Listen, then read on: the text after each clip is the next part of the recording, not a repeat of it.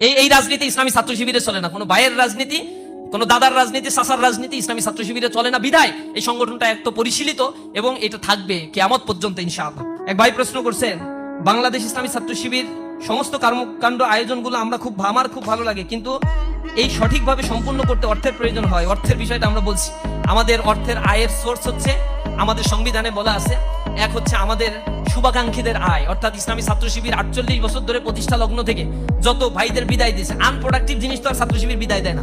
ছাত্র শিবির যা বিদায় দেয় তা যথাযথ মানুষ বিদায় দেয়, গাঁজাখোর, সিগারেট খোর, অ্যাডিক্টেড, এরকম মানুষ বিদায় দেয় না।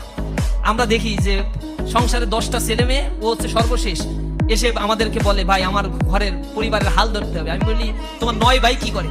বলে ভাই এগুলা তো ওরকম ভাবে ইসলাম শেখে নাই, গড়ে ওঠে নাই, আমাকে তো শিখাইছেন, মায়ের প্রতি আমার লায়াবিলিটি আছে, বাবা মাকে আমার দেখতে হবে। চোখ থেকে পানি পড়ে যায়। আহারে, এই সমাজ ব্যবস্থা তাদেরকে টাকা দিল কিন্তু আসল ফিলোসফিটা বুঝাইতে পারলো না। তা আমরা ইসলামী ছাত্র শিবির যে মানুষগুলোকে তৈরি করি, এই মানুষগুলো এই ছাত্র শিবির থেকে যা নেয় সবাই শুধু দেয়, ছাত্র শিবির থেকে মানে এখানে আসার পরে সবকিছু ত্যাগ করে এই সংগঠনটা তাকে করতে হয়, টাকা দিতে হয়, সময় দিতে হয়, নিজেকে তৈরি করতে হয়।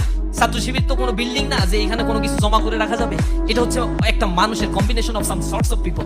এই মানুষগুলোকে ইসলামী ছাত্র শিবির দক্ষতা সম্পূর্ণ করে গড়ে তোলে, কম্পিউটার স্কিল, ভাষাগত দক্ষতা, একাডেমিক এক্সিলেন্সি, এই সব কিছু দিয়ে রেজাল্টের প্রতি আমরা প্রতি মাসে তদারকি করি, লেখাপড়া করছো কিনা, রিপোর্ট পেশ করো, কয় ঘন্টা পড়ছো, কয় ঘন্টা পড়া উচিত। সিনিয়র ভাইয়েরা জুনিয়র ভাইদেরকে তদারকি করে। বিদেশে হায়ার স্টাডি করতে যাবা, আলহামদুলিল্লাহ পৃথিবীর সব দেশে ইসলামী ছাত্র শিবিরের ভাইয়েরা এখন হাজার হাজার ভাইয়েরা, লক্ষ লক্ষ ভাইয়েরা এখন হায়ার স্টাডি করছে, বিভিন্ন ইউনিভার্সিটিতে প্রফেসরের দায়িত্ব, বড় বড় প্রতিষ্ঠানগুলোতে জব করছে। তারা সংগঠনের প্রতি লায়াবল থাকে।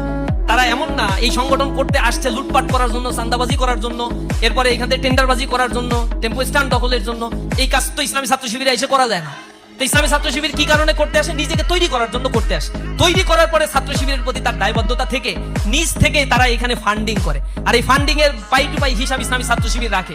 এবং আমরা এই টাকা লুটপাট করে তো আমরা ব্যাংক ব্যালেন্স বানাই না, আমরা আবার গাড়ি বাড়ি তৈরি করি না, প্রতিটা টাকার হিসাব আবার আমাদেরকে দিতে হয়।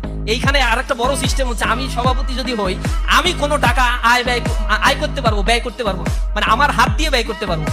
আমার একজন আলাদা কোষাধ্যক্ষ থাকবে বা সেক্রেটারি থাকবে, তিনি এটা ব্যয় করবেন আর তিনি রিপোর্ট তৈরি করবেন। একা একা কোনো কিছুই করার সুযোগ নাই।